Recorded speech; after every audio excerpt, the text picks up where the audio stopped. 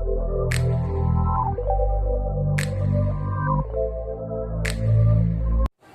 everyone, welcome to our easy classroom. English is a international language. ও আচ্ছা, আন্তর্জাতিক ভাষা। তো থাক না, আমার কি দরকার? আমি বাঙালি মানুষ, বাংলাকে ভালোবাসি, বাংলায় কথা বলতে পছন্দ করি। কিন্তু না, বর্তমান বিশ্বের সাথে তাল মিলিয়ে চলতে হলে আমাদের সকলেরই ইংরেজি জানতে হবে। তাই আসুন ইংরেজিকে ভয় না পেয়ে শেখার জন্য আগ্রহী হই, চেষ্টা করি। আর আপনাদের এই চেষ্টাকে আরো গতিশীল করার জন্য আজকে আমাদের এই আয়োজন।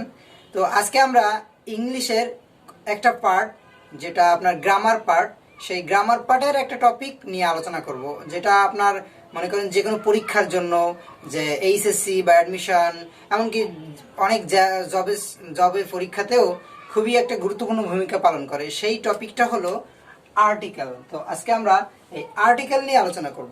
তো আর্টিকেল শব্দটা আমরা শুনলেই প্রথমে আমাদের মাথায় তিনটা ওয়ার্ড চলে আসে। সো সেই তিনটা ওয়ার্ড কি আমি লিখে ফেলি, যে সেটা হচ্ছে এ, এন এবং ডি, এই তিনটা ওয়ার্ড চলে আসে। আর আর্টিকেলের ডেফিনেশনই হলো এ এন ডি কেই আর্টিকেল বলে, এই এন ডি কেই আর্টিকেল বলে। সো এখন এই আর্টিকেল কি বা কেন কি ব্যবহৃত হয়, কোথায় কি ব্যবহৃত হয়, সেক্ষেত্রে আমরা ছোট আগে একটা উদাহরণ দেখে বুঝতে পারবো। তার একটা উদাহরণ লিখি, যেমন আমি লিখলাম Bangladesh is a small country. তো এই সেন্টেন্সটা যখন আমি লিখলাম, তখনই এই সেন্টেন্সের ভিতরে আমি দেখতে পাচ্ছি যে এখানে আমার একটা এ রয়েছে। তো এ মিনস আর্টিকেল, আমরা জানি যে এ এন্ড দি, এই তিনটেই হচ্ছে আর্টিকেল। তো যখনই এ আসছে, তখন এখন আমাদের মাথায় প্রশ্ন আসে যে এই লাইনটা, এই সেন্টেন্সটা আমি যখন লিখলাম, তখন আমি এ দিলাম কেন, বা অন্য ক্ষেত্রে এন দিলাম না কেন, বা দি দিলাম না কেন। তো সেইটা আমাদের জানতে হলে আমাদের বুঝতে হবে যে আর্টিকেল এর ব্যবহারটা। তো আর্টিকেলের ব্যবহারটা বিভিন্ন রুলস এর মাধ্যমে বোঝায়। তো আমরা সেরকমই ভাবে চেষ্টা করব যে আমরা প্রথমেই কিছু উদাহরণ থেকে রুলস গুলো মুখস্থ করার চেষ্টা করব। তো অনেক ক্ষেত্রে অনেকে বুঝিয়ে থাকেন এইভাবে যে রুলস আগে, তারপরে উদাহরণ দিয়ে কোশ্চেন সলভ করবেন। তো আমরা চেষ্টা করব অন্য একটু পন্থায়, যে আগে আমরা একটা উদাহরণ থেকে, ওই উদাহরণ থেকে রুলটা বের করার চেষ্টা করব। তো সেই ক্ষেত্রে কি হয়, সিনাপসটা ব্রেনে, আমাদের সিনাপসটা অনেক ভালোভাবে কাজ করবে এবং আমরা খুব সহজেই বুঝতে পারবো। তো আমরা এখন দেখি যে আর্টিকেলের যদি প্রকার ভেদে দেখি, তো আর্টিকেল মূলত দুই প্রকার। তার একটি হচ্ছে ইনডেফিনিট আর্টিকেল, আমি লিখি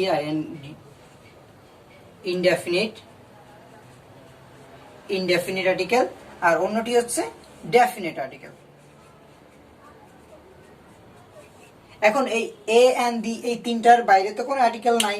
তো এই তিনটার ভিতরে কোনটা ইনডেফিনিট এবং কোনটা ডেফিনিট, সেটা আমরা দেখি। তো ইনডেফিনিটের ভিতরে রয়েছে এ আর এন।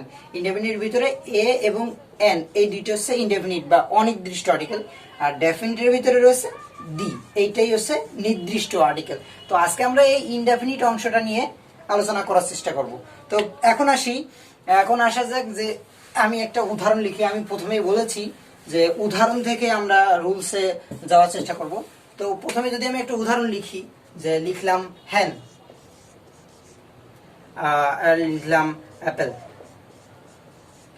তো এখন এই হেনের আগে এবং অ্যাপেলের আগে আমাদের আর্টিকেল বসাতে হবে। তো এখন আমরা আরেকটা জিনিস দেখে আসি, যে এটা আমরা সবাই জানি মোটামুটি, তারপরে আমার একটু রিমাইন্ডের জন্য অনেকে অনেক ভুলে যেয়ে থাকেন, যে আমাদের ইংলিশ অ্যালফাবেটে যে 26টি লেটার রয়েছে, সেই 26টি লেটারকে দুইটা ভাগে ভাগ করা হয়ে থাকে। একটা হচ্ছে কনসোনান্ট, অপরটি হচ্ছে ভয়েল। এটা আমরা সবাই মোটামুটি জানি।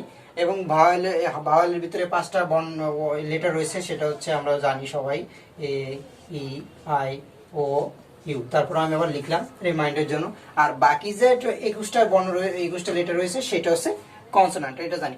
এখন এই আর্টিকেলের আলোচনায় কেন আমরা এই কনসোনান্ট এবং ভাওয়েল নিয়ে আসলাম, তো সেটার প্রয়োগটা দেখি। যে আমরা এই যে একটা লিখেছি হেন এবং লিখেছি অ্যাপেল, তো এর আগে এই অ্যাপেল শব্দটা শুরু হয়েছে প্রথমেই এ।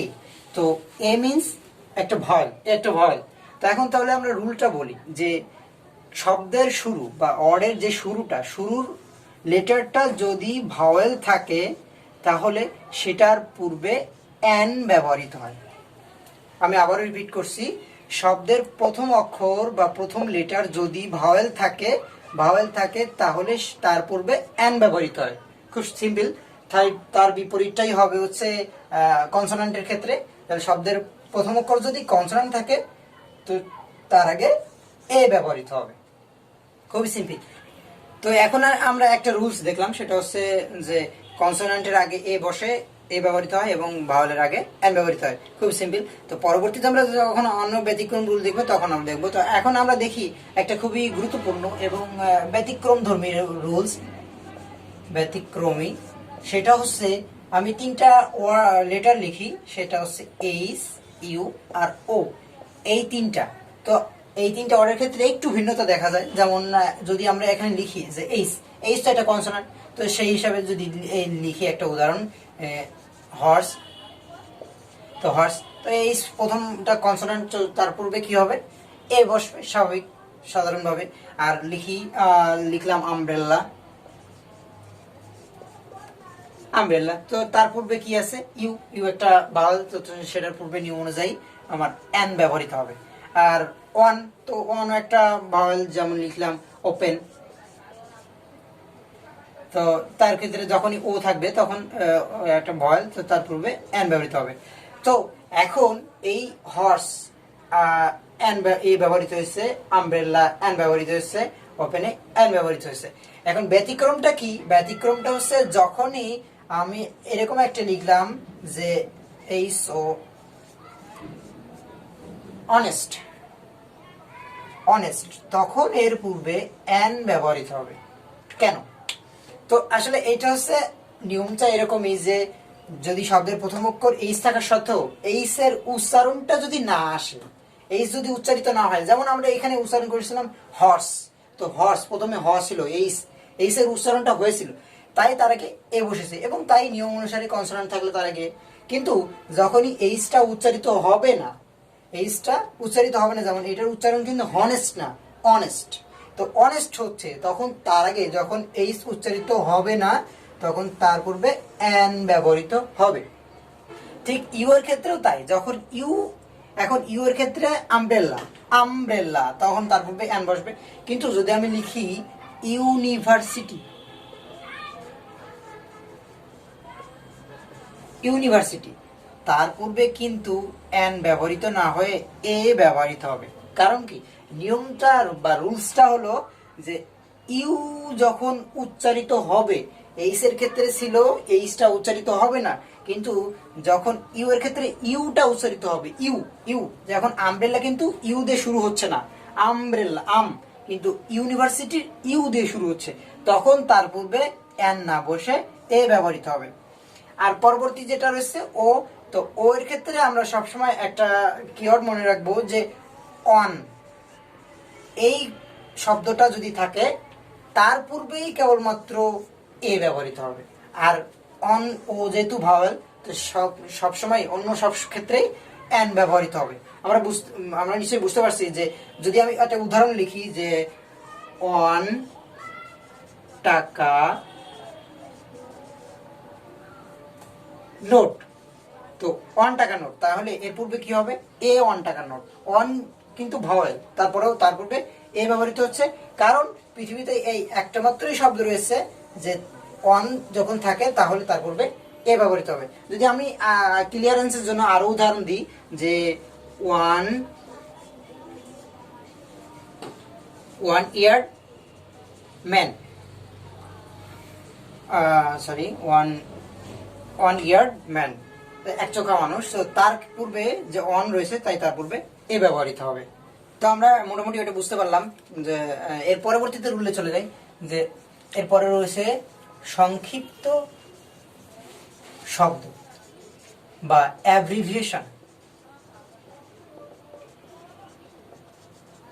অ্যাব্রিভিয়েশন বা সংক্ষিপ্ত শব্দ। তো সংক্ষিপ্ত শব্দ কোনগুলো রয়েছে? যেমন এরকম আমাদের অনেক সময় এসে থাকে এম এ, এফ আর,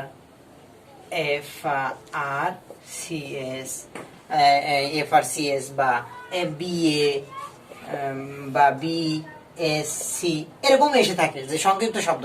তো এখন এই সংক্ষিপ্ত শব্দ এটার ক্ষেত্রে কি হয়, যদি আমার M A F R C S B A, তো যদি এইটা উচ্চারণ করতে যেমন এম এ উচ্চারণ করতে যদি ভাওয়েলটা চলে আসে বা ভাওয়েলের সাহায্য দরকার, যেমন এম কিন্তু না এম, এম এ চলে আসতেছে, প্রথমে কি চলে আসছে এ চলে আসছে, তখন তাহলে কি হবে, তার পূর্বে যদি ভাওয়েল এরকম উচ্চারণটা চলে আসে তার পূর্বে এন বসবে। আমরা আবারও রিপিট করছি, যখন এরকম অ্যাব্রিভিয়েশন বা সংক্ষিপ্ত রূপ থাকবে তখন যদি সেটা উচ্চারণের ক্ষেত্রে ভাওয়েলের সাহায্য দরকার হয় বা ভাওয়েল চলে আসে, যেমন এম এ প্রথমে চলে আসে তারপর এম, তো সেটার ক্ষেত্রে এন ব্যবহৃত হবে। ঠিক পরবর্তী উদাহরণটা দেখি আমরা, F R C S, F F উচ্চারণ করতে কিন্তু শুধু এফ ফ হচ্ছে না, এ এ দরকার হচ্ছে, এ দরকার হচ্ছে, তখন তার পূর্বেও কিন্তু এন ব্যবহৃত হবে। কিন্তু যদি আমরা পরবর্তী উদাহরণটা লক্ষ্য করি যে বি এ, সেটার ক্ষেত্রে কিন্তু আমার ভাওয়ালের সাহায্য দরকার হচ্ছে না, বি সরাসরি বি, কিন্তু সেটার ক্ষেত্রে আমার ভাওয়ালের সাহায্য দরকার হচ্ছে না বিধায় তার পূর্বে এ ব্যবহৃত হবে, যেমন বিএসসি, তো তার পূর্বেও এ ব্যবহৃত হবে। তা আমরা মনে হয় বুঝতে পারলাম। তারপরে আমি আবার রিপিট করছি যে যদি এরকম অ্যাব্রিভিয়েশন থাকে তো সেই ক্ষেত্রে যদি প্রথম অক্ষরটা উচ্চারণে আমাদের ভাওয়ালের সাহায্য দরকার হয় তো সেই ক্ষেত্রে কি হবে, এন ব্যবহৃত হবে। আর যদি ভাওয়ালের সাহায্য দরকার না হয় সরাসরি, তাহলে সেটার ক্ষেত্রে এ ব্যবহৃত হবে। তো এখন আমরা যাই পরবর্তী, যে পরবর্তীতে একটা রুলস রয়েছে, যে এটা অনেক বেশি ইম্পর্টেন্ট না কিন্তু আবার স্কিপ করারও সুযোগ নাই, কারণ মাঝে মাঝে আমরা দেখে থাকি এসে থাকে, যে বিশেষ করে অ্যাডমিশন পরীক্ষাতে এসে থাকে যে ইউনিট, ইউনিট বা একক বা এই যে পরিমাপের একক, পরিমাপের, পরিমাপের বলতে কি, যদি আমি একটা সরাসরি একটা উদাহরণ দিই তাহলে বুঝতে পারবো যে potato, potato, potato sales, potato sales, এখন তো পটেটো অনেক দাম, ধরতে পারি আমাদের 40 টাকা কিলো, 40 টাকা এ কিলো। তো এক্ষেত্রে বিষয়টা হচ্ছে পটেটো সেলস 40 টাকা কিলো, তো 4 কিলো, কিলো কি কিলোগ্রামের, কিলোগ্রামের সংক্ষিপ্ত রূপ কিলো, তো এটা একটা একক বা ইউনিট বলা যায়। তো এই একক যদি থাকে বা ইউনিট থাকে তাহলে তার পূর্বে এ আর্টিকেলের এ ব্যবহৃত হবে। আমি আবারও বলছি, ইউনিট বা পরিমাপের একক বলতে এরকম শব্দ বোঝায় তাহলে তার পূর্বে এ ব্যবহৃত হবে। তো এখন আমরা একটা দেখি যে খুবই গুরুত্বপূর্ণ এবং ব্যতিক্রমী রুলস, সেটা হলো যে প্লুরাল নাউন, প্লুরাল নাউনের ক্ষেত্রে আর্টিকেল ব্যবহৃত হয়। তো কিন্তু না, আর্টিকেলের আমরা আজকে আলোচনা করতেছি এ এবং এন নিয়ে, যেটা অনির্দিষ্ট বা ইনডেফিনিট আর্টিকেল। তো ইনডেফিনিট আর্টিকেল সর্বদাই সিঙ্গুলার কাউন্টেবল নাউনের ক্ষেত্রে ব্যবহৃত হয়। আমি আবার বলছি, আর্টিকেলের দুইটা প্রকারভেদ আমরা দেখেছিলাম, সেটা হচ্ছে ইনডেফিনিট ভিতরে রয়েছে এ এবং এন। তো এই দুইটার ক্ষেত্রে এই দুইটা সর্বদাই সিঙ্গুলার কাউন্টেবল নাউনের ক্ষেত্রেই ব্যবহৃত হয়। কিন্তু এখন আমরা এ এন পড়তে এসে দেখতেছি যে প্লুরাল নাউনেও কিন্তু কিছু কিছু জায়গায় এ বা এন ব্যবহৃত হতে দেখা যায়। তো সেইগুলো কি, সেগুলো কিছু নির্দিষ্ট ওয়ার্ড রয়েছে, যেমন ফিউ, তো এরপরে রয়েছে যেমন লিটিল, গুড, মেনি, এবার হচ্ছে গ্রেট, মেনি, এরপরে রয়েছে গুড, এরপরে রয়েছে লট অফ। তো এই শব্দগুলো আমরা যখনই সেন্টেন্সের ভিতরে পাবো তখনই কি হবে, সেই শব্দগুলোর আগে এ বা এন ব্যবহৃত হবে। যেমন আমরা উদাহরণের মাধ্যমে দেখি যে হি আর্নস লট অফ মানি। তো এই ক্ষেত্রে এইখানে আমার কি হবে, এ লট অফ মানি, আর্টিকেলের এই লট অফ একটা প্লুরাল শব্দ, লট অফ একটা প্লুরাল শব্দ, এখানে কিন্তু সিঙ্গুলার শব্দ না। তারপরেও আমার এই ফুলার শব্দের আগে এ ব্যবহৃত হচ্ছে, এই এ বা অ্যান ব্যবহৃত হচ্ছে, তাহলে সেই রুলসটা কি হবে যে few, little, good many, great many, good deal বা লট অফ, এই শব্দগুলো, এই প্লুরাল জাতীয় শব্দগুলো যখন থাকবে, এই শব্দগুলোই যদি থাকে তাহলে তার পূর্বে আর্টিকেলের এ বা অ্যান ব্যবহৃত হবে। যদি আরো একটা উদাহরণ দিই আমরা বোঝার সুবিধার্থে, যে he lived great many years, he lived a great many years, এখানে আমার আর্টিকেলের এ ব্যবহৃত, এ গ্রেট মেনি ইয়ার্স। তো আশা করি আমরা এই রুলসটা সবাই বুঝতে পারছি, কারণ এটা খুবই গুরুত্বপূর্ণ এবং পরীক্ষায় সর্বাধিকবার এসে থাকে যে প্লুরাল নাউনের ক্ষেত্রে আর্টিকেলের এ অ্যান ব্যবহৃত হয়। সেইগুলো কোথায় হয়?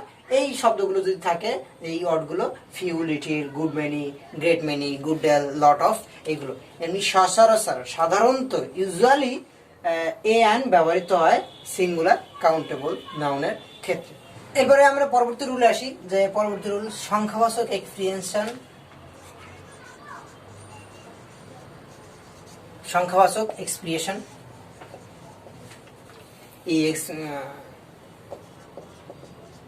সংখ্যাবাচক এক্সপ্রেশন যেটা, যেমন কিছু শব্দ রয়েছে আমার এরকম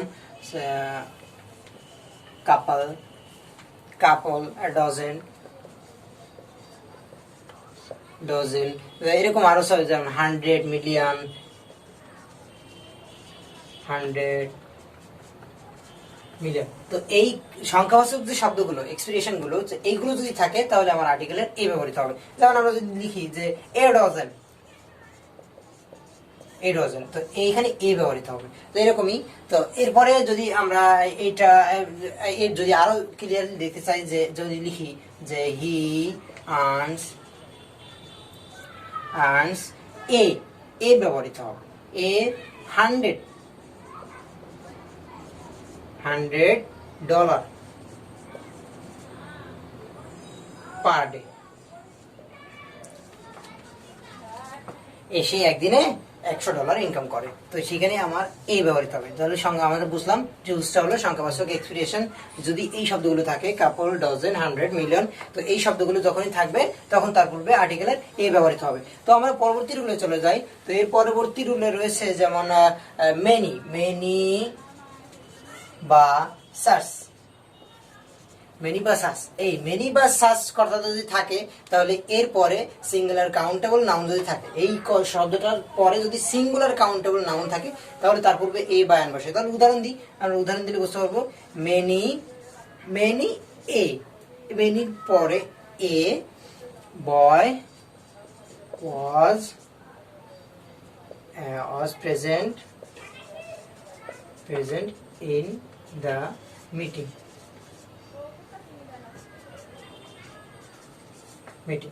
যে মেনি এ, এ বসেছে, মেনি আর সার্চ এই কথাটা যদি থাকে তাহলে তারপরে যদি সিঙ্গুলার কাউন্টেবল, যে বয়, একটা সিঙ্গুলার কাউন্টেবল নাউন যদি থাকে বয়, তাহলে তার পূর্বে এ বসে। যদি এখানে আবার প্লুরাল থাকে তাহলে কিন্তু সেটা অন্য রুলসে চলে যাবে, তখন সেক্ষেত্রে আর এ বা অ্যান ব্যবহৃত হবে না। তো আমরা এরপরে যদি আর দেখি যে পরবর্তী রুলসে, তো তুলনা অর্থে প্রপার নাউন যখন কমন নাউন হিসেবে ব্যবহৃত হয়, যে আমরা উদাহরণ দেখি, যে লিখতে পারি হি থিংস, হি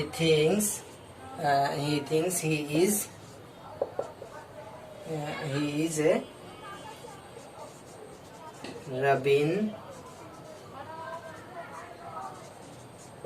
রবীন্দ্রনাথ, সে চিন্তা করে যে সে রবীন্দ্রনাথ হয়েছে।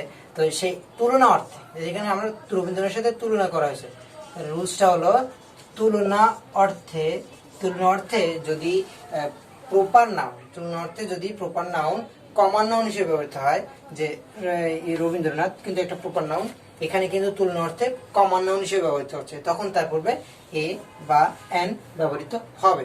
তো এরপরে আরেকটা রুলস রয়েছে, যেমন দেখি যে আমরা অনেক সময় সম্বোধন বা যেগুলো, যে মিস্টার অথবা মিসেস, এরকম টাইপের যে শব্দগুলো রয়েছে, মিস্টার, মিসেস, মিস, এই শব্দগুলো থাকলে তার পূর্বে আর্টিকেলের এ ব্যবহৃত হবে। যেমন এ মিস্টার রহমান,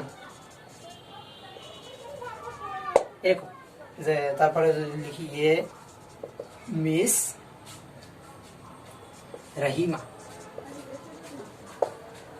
তাহলে আমরা কি বুঝলাম যে মিস্টার বা মিসেস বা এই সম্বোধন জাতীয় যে বিষয়গুলো বা অপরিচিত ব্যক্তির ক্ষেত্রে সম্বোধন জাতীয় যে আমাদের অনেক সময় একজনকে ডাকতে হলে যে অপরিচিত হলে তার ক্ষেত্রে আমরা এই মিস্টার, হ্যালো মিস্টার বা এরকম কিছু ব্যবহার করি, তার ক্ষেত্রে এই আর্টিকেলের এ বা এম ব্যবহৃত হবে। তো আজকে আমরা মোটামুটি আর্টিকেলের যে ইনডেফিনিট অংশ এ বা ইনডেফিনিট অংশ অনির্দিষ্ট যেটা এ এন, এটা নিয়ে আলোচনা করলাম। তো আমার মনে হয় এই রুলসগুলো যদি আমরা বারবার প্র্যাকটিস করি, যদি আমরা বারবার প্র্যাকটিস করি, নিজে থেকে চেষ্টা করি, কিছু প্রবলেম সলভ করি নিজে থেকে, তো আমরা পরবর্তী লাইভ ক্লাস নিব, তখন আমরা প্রবলেম সলভ করবো ইনশাল্লাহ। তো আশা করি আজকে এই পর্যন্ত আপনারা সবাই বুঝতে পারছেন। তো আর্টিকেলের ইনডেফিনিট অংশ সম্পর্কে আমাদের মোটামুটি ধারণা হয়েছে। তো আজকে এই পর্যন্ত, ইনশাল্লাহ পরবর্তী ক্লাসে আমরা আর্টিকেলসের যে বিষয়গুলো পরবর্তী আলোচনা আছে সেগুলো নিয়ে আলোচনা করব। তো আল্লাহ হাফেজ।